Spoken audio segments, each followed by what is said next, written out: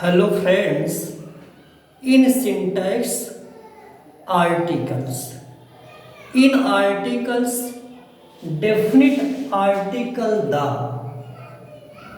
In the first part of syntax, I taught two rules relating to articles the.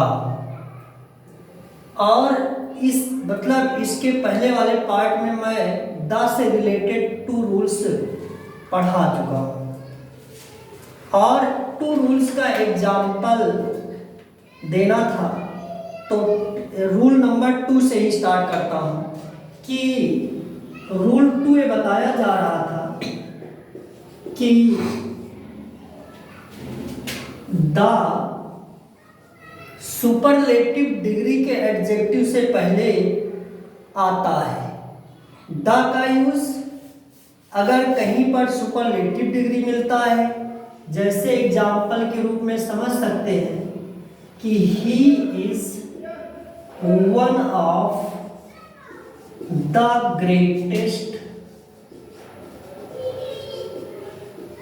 Main, full stop. तो इसमें exam में पूछा जाएगा greatest exam में पूछा जाएगा कि ग्रेटेस्ट सुपरलेटिव डिग्री है। सुपरलेटिव डिग्री से पहले द का यूज होना चाहिए और यहाँ पर द का यूज नहीं है, और जब करेक्ट करने की बात आएगी तो यहीं पर हम द का यूज कर देंगे तो सेंटेंस करेक्ट हो जाएगा। ठीक है। और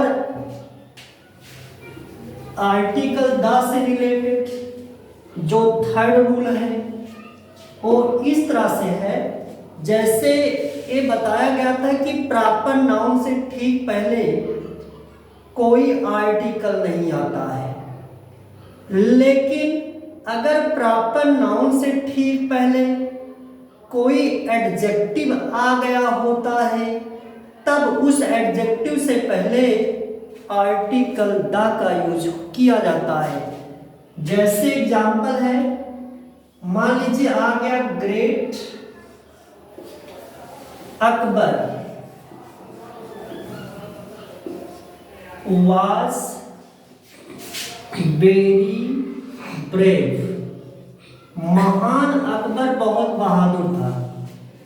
इस सेंटेंस को जब करेक्ट करने की बात आती है तो हमेशा याद रखना अकबर तो मान लीजिए प्रॉपर नाउन है, किसी का अपना पर्सनल नेम है, और प्रॉपर नाउन से ठीक पहले एडजेक्टिव आ रहा है तो रूल होता है अगर प्रॉपर नाउन से ठीक पहले एडजेक्टिव है तब उस एडजेक्टिव से पहले द का यूज किया जाता है। जैसे इसको जब करेक्ट करने की बात आएगी तो हम लोगों को द ग्रेट लिखना पड़ेगा, उसके बाद अकबर, फिर वाज वेरी ब्रेव। इस तरह से सेंटेंस करेक्ट होगा। तो रूल 3 जो आर्टिकल द के यूज से रिलेटेड है, इसको आप लोग रूल चाहो तो नोट भी कर सकते हो कि जब एडजेक्टिव प्रॉपर नाउन से ठीक पहले रहता है तब उस एडजेक्टिव से ठीक पहले द का यूज होता है। लेकिन इसमें इस रूल का एक एक्सेप्शन भी है, तो मैं सोचूंगा कि यहीं पर रूल 3 का जो एक्सेप्शन है उसको भी सीख लें।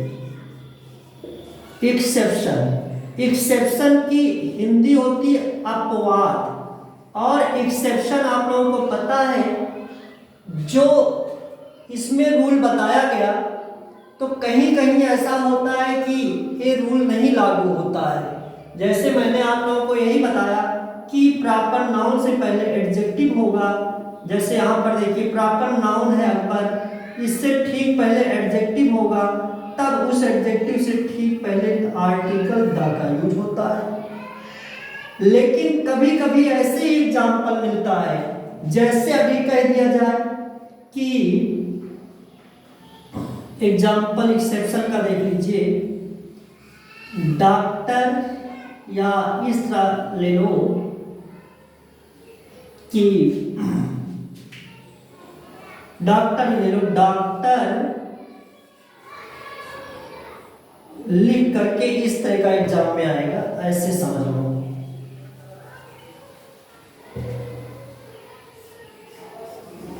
The doctor Mahesh has come, full stop. Doctor Mahesh आए हैं, इस सेंटेंस को करेक्ट करने के लिए पूछा जाता है। तो हम लोग देख रहे हैं कि महेश प्रॉपर नाउन है, और प्रॉपर नाउन से ठीक पहले एडजेक्टिव है डॉक्टर, तो इसके ठीक पहले द होना चाहिए, लेकिन यहां पर एक द नहीं रहेगा। अंडरस्टूड? इसी चीज को यहां पर समझना है कि जैसे ऊपर भी वही प्रॉपर नाउन एडजेक्टिव द लगा, प्रॉपर नाउन एडजेक्टिव, तो यहाँ पर भी द सोच रहे होंगे आप लोगों की लगना चाहिए, लेकिन इस जगह पर द नहीं लगेगा क्योंकि एक्सेप्शन है। और वो एक्सेप्शन क्या है? तो एक्सेप्शन ये है कि जब एडजेक्टिव प्रॉपर नाउन के पोस्ट से रिलेटेड होगा। पोस्ट आप लोग जानते हो ना, जैसे ये जो डॉक्टर एडजेक्टिव है, डॉक्टर शब्द है, ये महेश के पोस्ट को दर्शा रहा है। तो जब रैंक या पोस्ट से रिलेटेड एडजेक्टिव प्रॉपर नाउन के पहले आता है, तब ऐसे एडजेक्टिव से पहले द का यूज नहीं किया जाता है। तो इसीलिए यहां पर द नहीं लगेगा, इसका करेक्ट बनेगा डॉक्टर महेश हैज कम। यहां पर डॉक्टर हो जाएगा, तो इसका करेक्ट इस तरह से लिख सकते हो, डॉक्टर महेश हैज कम। इसी तरह से जैसे अभी कहना है कि poet John Keats says truth is beauty and beauty is truth. तो यहां पर पोएट जॉन कीट्स, देखिए जॉन कीट्स के नाम से ठीक पहले पोएट आ रहा है, और जॉन कीट्स जो थे एक पोएट थे, इनका पोस्ट था, इसीलिए यहां पर द पोएट जॉन कीट्स नहीं होगा, पोएट जॉन कीट्स होगा। उसी प्रकार से अगर कोई कहता आर्थर ब्रूकर टी वाशिंगटन, तो समझ लेना कि वो करेक्ट कह रहा है। लेकिन अगर कोई बोलता है कि the Arthur Brooker T Washington, समझ जाना कि दिस सेंटेंस इज इनकरेक्ट, क्योंकि ब्रूकर टी वाशिंगटन की रैंक थी, पोस्ट थी आर्थर की। तो आर्थर जो है ब्रूकर टी वाशिंगटन के पोस्ट से रिलेटेड एडजेक्टिव है, इसीलिए यहां पर द का यूज नहीं होगा। The Arthur Brooker T Washington incorrect है, और Arthur Brooker T Washington correct होता है। ठीक ना? और इसी के बाद जैसे ये आप लोगों के समझ में आ गया होगा रूल 3। अब इसी डेफिनिट आर्टिकल द से रिलेटेड जो 4th रूल बनता है वो अपना इस तरह से है। जैसे कहीं कहीं रूल लिखा मिलता है कि कॉमन नाउन से पहले आर्टिकल द का यूज होता है। कॉमन नाउन, नाउन में के प्रकार में देखा जाता है तो एक कॉमन नाउन होता है। आप लोग कॉमन नाउन तो पहचानते भी होंगे। कॉमन नाउन का हिंदी मीनिंग होता है जातिवाचक संज्ञा, जिससे पूरे जाति का बोध हो। जैसे मान लीजिए काऊ है, तो इस काऊ से पूरे काऊ का बोध होता है। कहीं पर भी हम लोग इस टाइप का जानवर देखते हैं तो उसको काऊ ही कहते हैं, ठीक ना। किसी के कोई भी गाय पाला है तो सबके गाय को गाय ही कहा जाता है। ये नाम कॉमन है, उभयनिष्ठ है। और अगर इसी काऊ का कोई अपना व्यक्तिगत नाम रख देता है, जैसे जो है राजा दिलीप थे, अपनी गाय का नाम नंदनी रख दिए थे।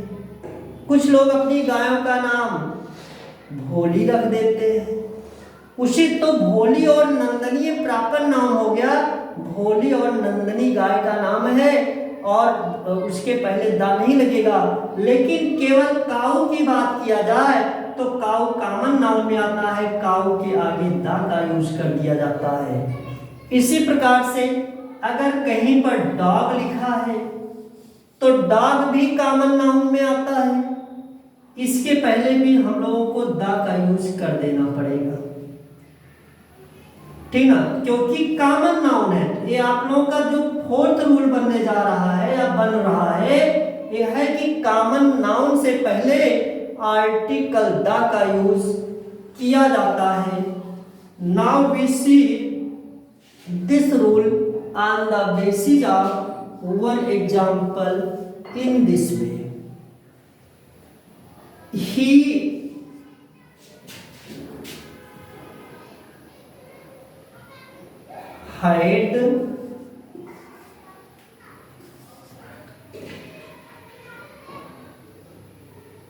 He had या इस तरह से देख लीजिए, dog was barking at me। कुत्ता जो था मुझ पर भौंक रहा था।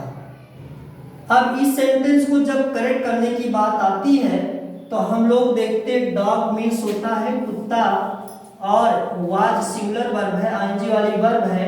बार्किंग के साथ एट लगता वो भी आया है और प्रोनाउन जो है ऑब्जेक्टिव केस में आता वो भी है। कहीं पर हमें एरर नहीं नजर आ रहा है, तो एरर इस डॉग भी एक वचन दर्शा रहा है, लेकिन यहाँ पर एरर किस जगह पर है? ये जो डॉग है एक कॉमन नाउन है। कॉमन नाउन से पहले दा का यूज होता है, इसलिए डॉग से ठीक पहले दा लग जाएगा।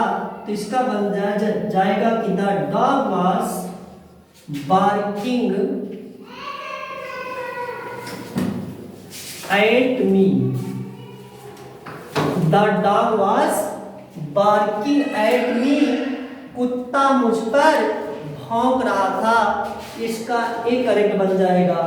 और इससे भी रिलेटेड, इस रूल से भी संबंधित एक एक्सेप्शन है। जैसे आप लोगों को मैं बता रहा हूं कि कॉमन नाउन से पहले दा का यूज होता है, लेकिन कभी कभी हम लोगों को कॉमन नाउन मिलता है लेकिन उसके पहले दा का यूज नहीं किया जाता है, गया होता है, या अगर दा का यूज उससे ठीक पहले कर भी देते हैं तो गलत मान लिया जाता है। तो ऐसा क्यों होता है? तो कॉमन नाउन रूल होता है, एक्सेप्शन है, इस रूल 4 का एक्सेप्शन बनता है। कॉमन नाउन से पहले जब कॉमन नाउन का यूज वाइड सेंस में हुआ हो, वाइड का मतलब होता है रूल एक्सेप्शन है if common noun is used in wide sense. अगर कॉमन नाउन का यूज वाइड सेंस में हुआ है, no article is used, no article is used before that, तो ऐसे नाउन से पहले कोई आर्टिकल नहीं लगता है। एग्जाम्पल में देख सकते हो, जैसे कभी कभी आ जाता है द मैन इज मोर्टल, इस सेंटेंस को करेक्ट करने को कहा जाता है। तो द मैन इज मॉर्टल का मतलब मनुष्य जो है नश्वर होता है। तो यहां पर मैन कॉमन नाउन नजर आ रहा है, तो सोचोगे कॉमन नाउन से पहले तो दा लगता है, दा भी लगा है, तो इसका मतलब है कि the man is मॉर्टल sentence correct है। लेकिन सेंटेंस करेक्ट नहीं है। क्यों नहीं करेक्ट है? क्योंकि ये जो कॉमन नाउन है इसके पहले दा को जो लगा है इसको हटाना पड़ेगा। अब आप लोग गुस्सा भी कर रहे होंगे कि कॉमन नाउन से पहले रूल 4 में बता रहे दा लगता है, फिर बता रहे हैं कि कॉमन नाउन से पहले दा नहीं लगता है, हट जाता है। आखिर ऐसा क्यों?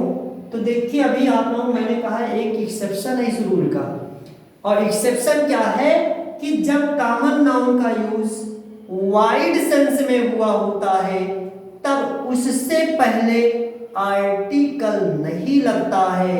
तो यहां पर जो मैन शब्द है किसी एक आदमी को नहीं कहा गया है। मनुष्य नश्वर होता है, ये ब्रह्मांड में पाए जाने वाले सारे मानव जाति पर लागू है।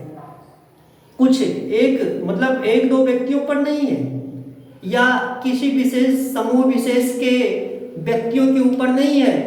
ये पूरे जगत में, पूरे संसार में, पूरे वर्ल्ड में, पूरे विश्व में जितने भी मानव हैं सब पर ये बात लागू होता है।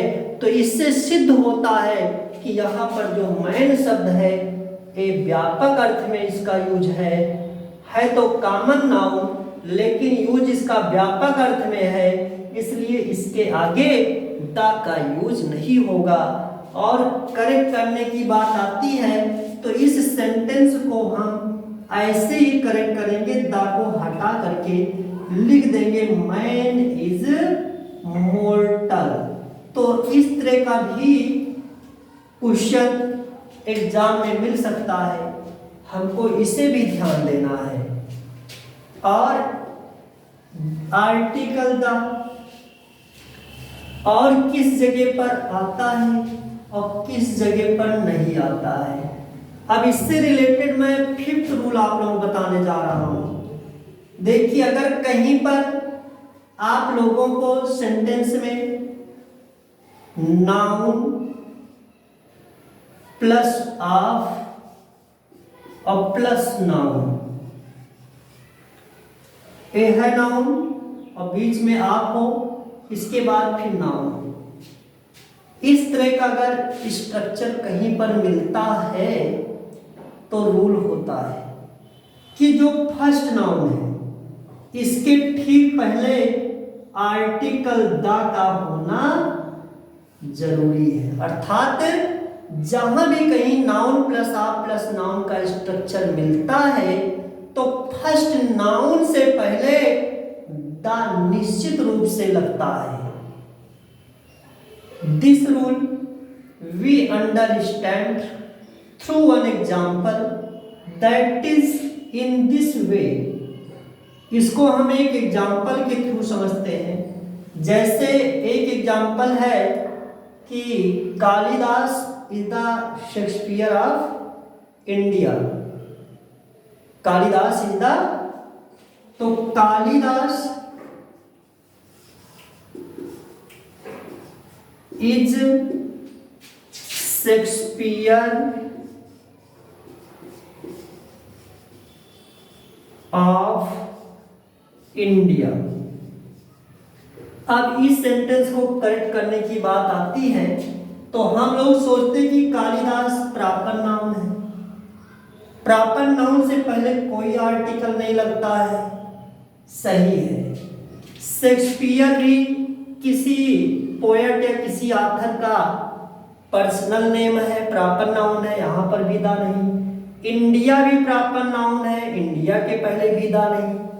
लेकिन यहां पर एक नया रूल काम करने जा रहा है। वो क्या है? मैंने ऊपर आप लोगों को बताया कि अगर कहीं पर नाउन, जैसे देखो शेक्सपियर क्या है? नाउन है। नाउन के बाद ऑफ शेक्सपियर के तुरंत बाद में देखो आप आया है, और आप के तुरंत बाद फिर नाउन हो तो फिर देखिए आपके बाद इंडिया आया है। तो इस सेंटेंस में नाउन प्लस आप प्लस नाउन का स्ट्रक्चर दिखाई दे रहा है। इसलिए जो फर्स्ट नाउन है, मतलब फर्स्ट नाउन का मतलब कालिदास को नहीं समझ लेना है, क्योंकि कालिदास तो नाउन आप प्लस नाउन आपके उसमें नहीं है। शेक्सपियर ऑफ इंडिया के नाउन प्लस आप प्लस नाउन के स्ट्रक्चर में है। तो इसमें देखा जाए तो फर्स्ट नाउन कौन पढ़ रहा है? शेक्सपियर। तो शेक्सपियर के ठीक पहले हमको द का यूज करना पड़ेगा। तो इस सेंटेंस का करेक्ट क्या बनेगा? Kalidas is the Shakespeare of India. कि कालिदास जो है इंडिया के शेक्सपियर हैं, इंडिया के जो है शेक्सपियर हैं।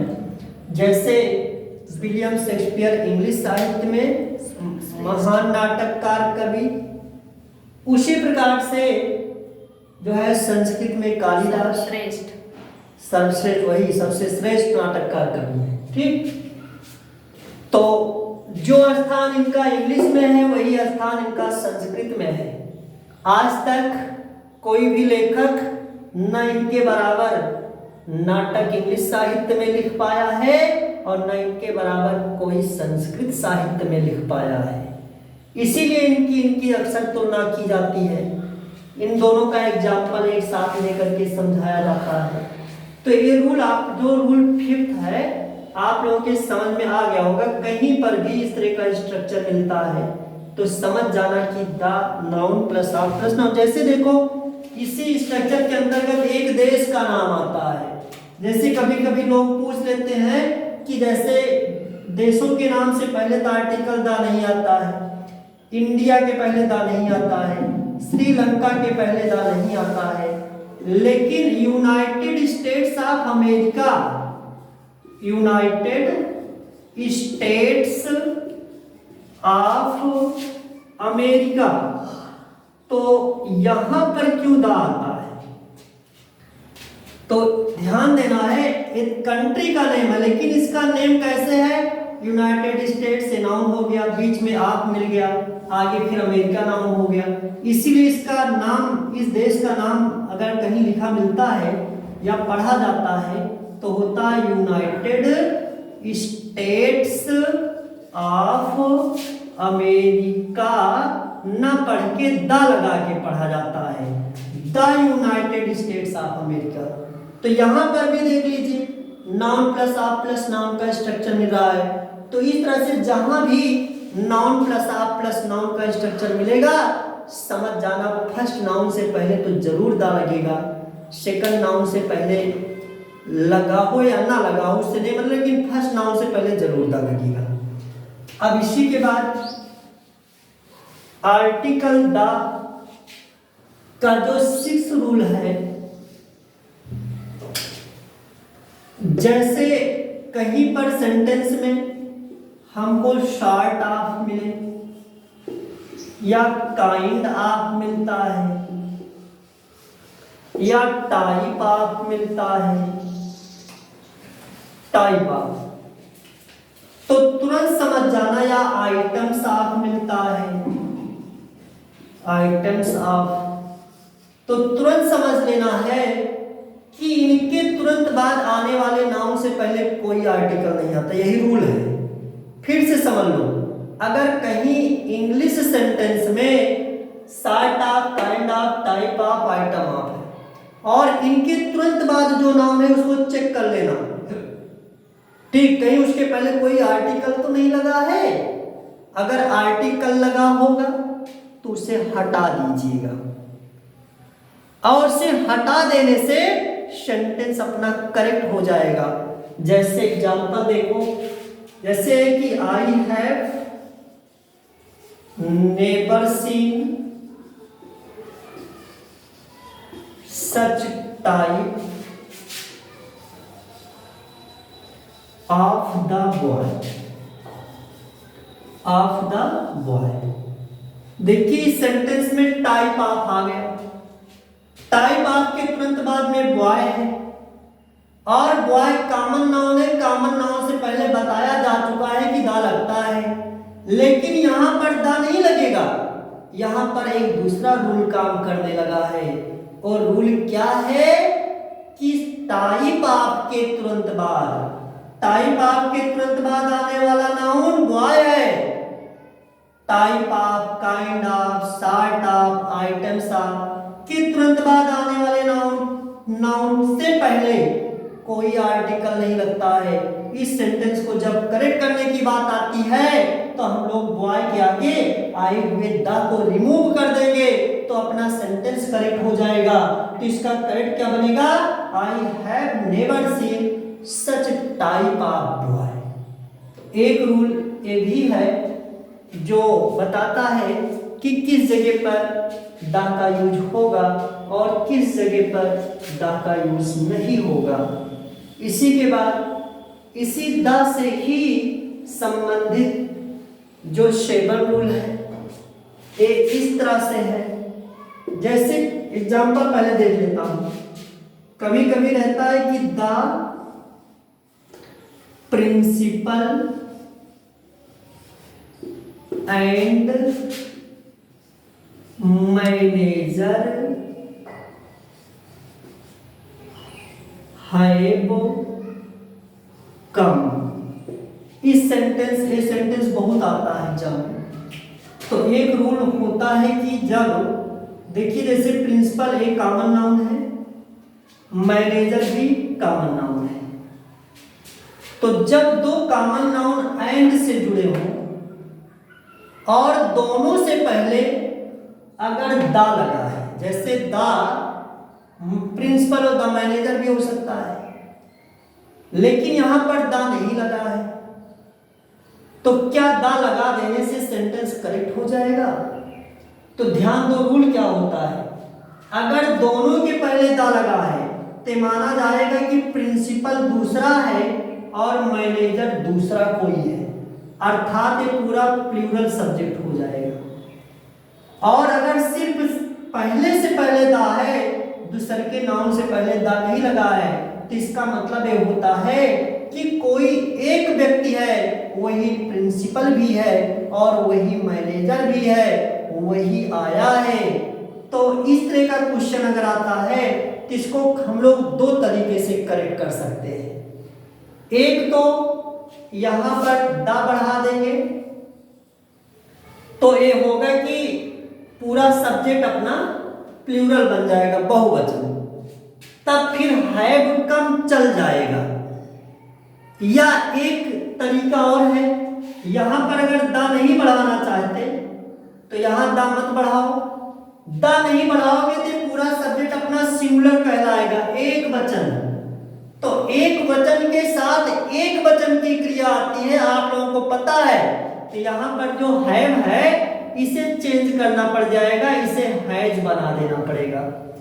तो कहने का मतलब अगर इस तरह का क्वेश्चन आता है तो चाहे दोनों कॉमन नाउन के पहले दा लगा देना और दोनों के पहले दा बढ़ा दे। जैसे यहाँ पे ध्यान देना, वर्ब फिर प्लूरल आएगी, बहुवचन की क्रिया आएगी, एक वचन की नहीं लगेगी।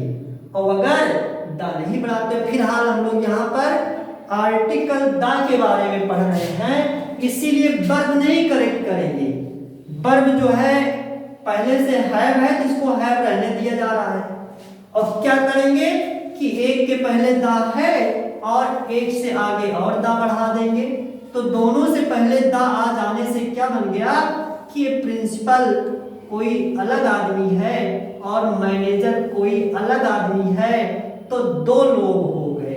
वन वन क्या होता है? टू, और इंग्लिश में टू हो गए तो बहुवचन हो जाते हैं। तो इसका मतलब अपना सब्जेक्ट प्लूरल हो गया और हैव कम, तो इसका करेक्ट हो जाएगा the principal and the manager have come. और इसी दा से ही रिलेटेड जो रूल 8 बनने जा रहा है,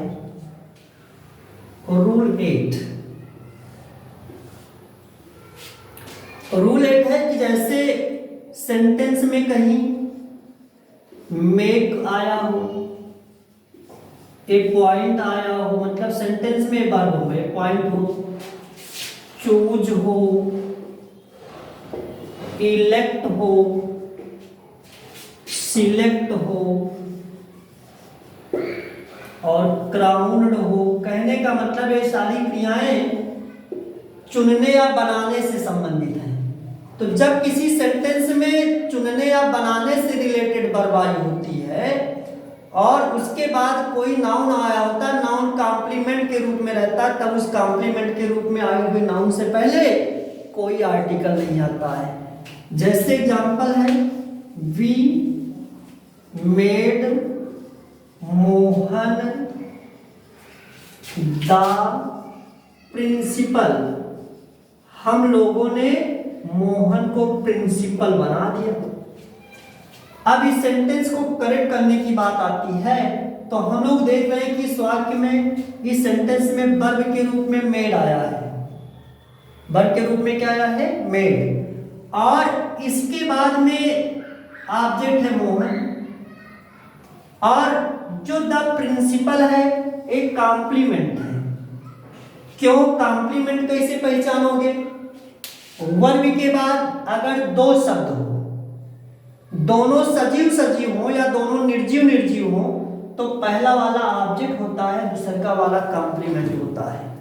और अगर सजीव निर्जीव या निर्जीव सजीव हो तब समझ लो दोनों ऑब्जेक्ट हैं, तब समझ जाना कि कॉम्प्लीमेंट नहीं आया है। तो यहाँ पर देख रहा हूं मोहन, और मोहन भाई सजीव हैं, और प्रिंसिपल की बात है, प्रिंसिपलों सजीव होते हैं। तो इसलिए एक दो द प्रिंसिपल है, ये अपना कॉम्प्लीमेंट वाला नाउन है। तो रूल आप लोगों को मैं बता रहा हूं, इसे नोट भी कर सकते हो कि जब सेंटेंस को पढ़ने से पता चलेगा कि सेंटेंस की जो वर्ब है वह मेक, ए पॉइंट, चूज, इलेक्ट, सिलेक्ट या क्राउन्ड में से कोई एक है, और इसके तुरंत बाद कॉम्प्लीमेंट के रूप में नाउन आया है, तो तुरंत समझ जाना कि उस कॉम्प्लीमेंट के रूप में आए हुए नाउन से पहले कोई आर्टिकल नहीं लगेगा, भले ही वो नाउन कॉमन नाउन क्यों ना हो। जैसे देखो यहाँ पर प्रिंसिपल कॉमन नाउन है, आप लोग हर जगह देखते हैं कि प्रिंसिपल के आगे द लगता है। एप्लीकेशन भी लिखते हो तो देखते हो टू द प्रिंसिपल, द लगाते हो ना। और write an application to the principal, तब वो द आ रहा है। प्रिंसिपल कॉमन नाउन है, कॉमन नाउन से पहले द लगता है, लेकिन यहां पर भले कॉमन नाउन है, इसके पहले द नहीं आएगा।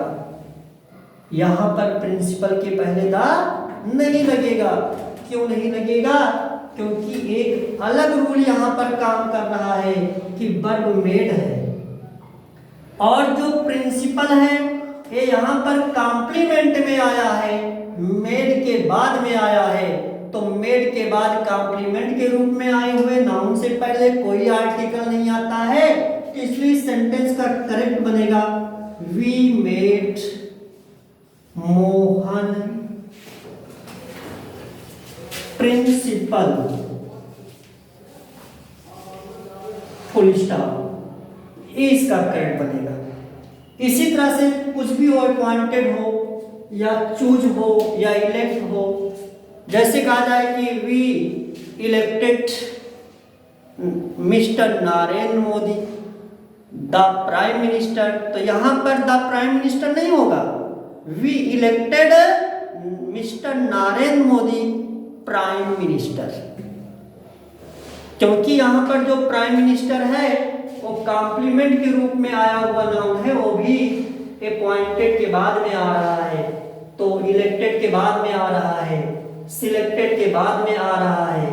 तो इस तरह से कहीं पर भी क्वेश्चन मिलता है तो समझ जाना कि इन क्रियाओं के बाद अगर कॉम्प्लीमेंट के रूप में कोई नाउन आया है तब उस नाउन से पहले जो है आर्टिकल का यूज नहीं होता है। समझ में आ गया ना? अब इसी के बाद रूल 9 देखता हूं कि द किस जगह पर आता है। और किस जगह पर नहीं आता है।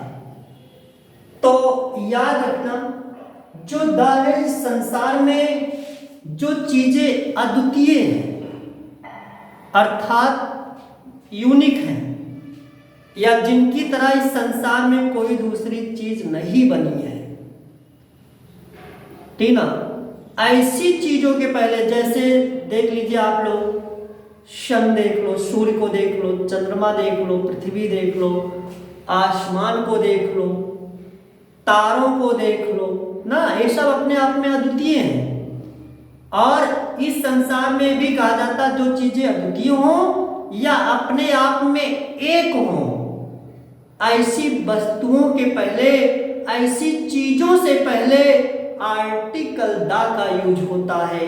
जैसे कहीं पर सन लिखा मिला तो आप लोगों को द सन कर देना पड़ेगा, कहीं पर मून लिखा मिलता है तो आप लोगों को द मून लिख देना पड़ेगा, कहीं पर स्काई मिलता है तो आपको द स्काई लिख देना पड़ेगा, कहीं पर अर्थ मिलता है तो द अर्थ लिखना पड़ेगा।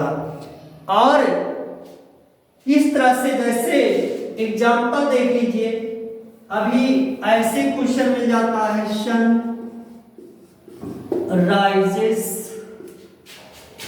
इन ईस्ट, तो जब इसको करेक्ट करने की बात है तो हम लोग देख रहे हैं जो सन है इस विश्व में, संसार में, ब्रह्मांड में अकेला है, इसलिए इसके पहले दा लगा देना पड़ेगा, राइजेस इन। और पूरब दिशा जो है ईस्ट है भी अपने आप में अकेले, इसलिए द ईस्ट हो जाएगा, ठीक। और लेकिन कभी कभी कुछ लोग क्वेश्चन करते हैं, जैसे है आयशा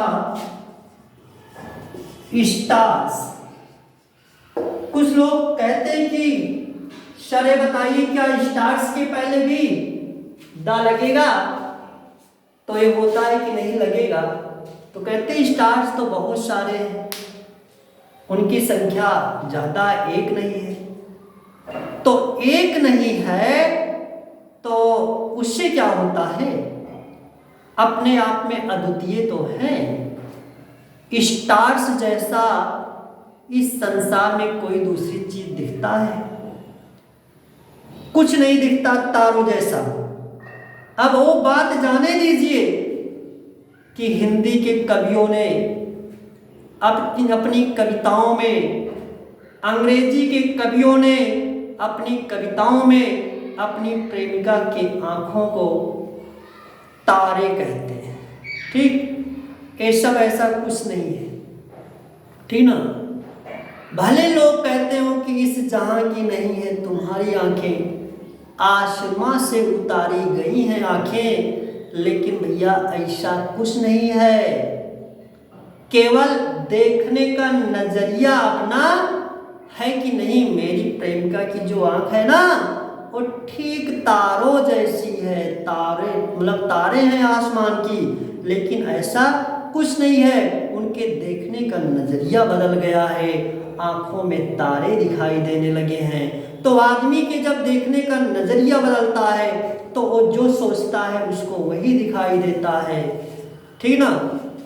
तो इस तरह से अगर देखा जाए तो ये स्टार्स जो हैं ये इनसे पहले भी दा लगेगा, क्योंकि अपने आप में अद्वितीय हैं। तो इसको जब करेक्ट करने की बात आती है तो इसका करेक्ट बनेगा आयशादा स्टार्स। और इसी के बाद द से रिलेटेड जो हम लोगों का रूल नंबर 10 बनता है, और इस तरह से जैसे कभी कभी क्वेश्चन आता है, I am going to the temple, तो लोग कहते हैं सेंटेंस करेक्ट है या इनकरेक्ट है। काफी लोग कंफ्यूज रहते इसमें। कोई ट्रांसलेशन भी पूछ लेता है कि बताइए मैं मंदिर जा रहा हूं, इसका ट्रांसलेशन क्या होगा। तो कुछ लोग कहते हैं इसका ट्रांसलेशन तो होगा I am going to the temple. तो कुछ लोग कहते हैं कि इसका तो ट्रांसलेशन होगा I am going to temple. और स्टूडेंट्स जो है कंफ्यूजन में आ जाते हैं। कभी कभी तो ऐसे टीचरों से मिलते हैं, वो कहते हैं सर यहाँ पर दा लगाऊं कि ना लगाऊं, तो गुरुजी कहते हैं कि चाहे दा लगाओ या ना लगाओ, दा आएगा और जाएगा, कोनो फर्क नहीं पड़ना है। लेकिन ऐसा कुछ नहीं है, ठीक ना। दा यहाँ पर दा लग भी सकता है, नहीं भी लग सकता, लेकिन लगने से क्या भाव होगा और ना लगने से क्या भाव होगा, और लगना चाहिए कि नहीं लगना चाहिए, इसी चीज को आज यहाँ पर हम लोगों को समझना है। ये भी बहुत इंपॉर्टेंट क्वेश्चन है। Most of the people are confused with it, इसको लेकर के बहुत सारे लोग कंफ्यूजन में रहते हैं। तो देखिए करेक्ट इसका तो होना है कि I am going to temple, और एक दा यहाँ पर टेम्पल के पहले क्यों नहीं आएगा, क्योंकि एक रूल होता है, अगर किसी स्थान या बिल्डिंग इमारत में आने या जाने की बात किया जाए और उसी उद्देश्य से जाने की बात किया जाए या आने की बात किया जाए जिस उद्देश्य के लिए वो बना हो। जैसे आदमी अगर मंदिर जा रहा है तो दर्शन करने ही जाएगा, पूजा करने ही जाएगा, कुछ और तो करने नहीं जाएगा। कि अगर पूजा और दर्शन को छोड़कर मंदिर कोई जा रहा है, उसका उद्देश्य कोई दूसरा काम है, मैं कहने वाला जिस काम के लिए मंदिर बना वो काम छोड़ करके कोई दूसरा कार्य करने जा रहा है, तब दा लगा सकते हैं। अगर कोई रास्ता चलते मिल गया और आपने पूछा वेयर आर यू गोइंग, और अगर वो बोल दिया कि I am going to the temple, अगर द टेम्पल बोल रहा है तो समझ जाना है मंदिर काहे के लिए जा रहे हैं, न पूजा करने जा रहे हैं, न माता जी का दर्शन करने जा रहे हैं, समझ जाना है कुछ और करने जा रहे हैं। और अगर वही दा को हटा करके बोल देता है तो समझ जाना कि मंदिर पूजा करने जा रहे हैं, दर्शन करने जा रहे हैं। वही चीज स्कूल के लिए भी, किसी भी स्थान के लिए, I am going to school, to school सही है भाई, स्कूल जा रहा है आदमी, जो काम के लिए स्कूल बना वही काम करने जाएगा। इसीलिए ऐसा क्वेश्चन अगर आता है तो हम लोग अक्सर उस कम और गो के बाद आने वाला स्थान से पहले दा नहीं लगाते हैं, क्योंकि दा लगा देने से उद्देश्य चेंज हो जाता है, ठीक ना।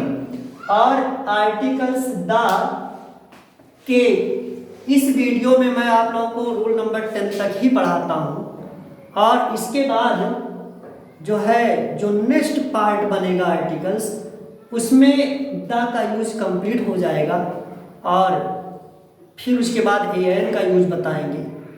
और इसमें ये भी है, कुछ फ्रेजेज होते हैं कहाँ पर दा लगता है कहाँ पर नहीं लगता है।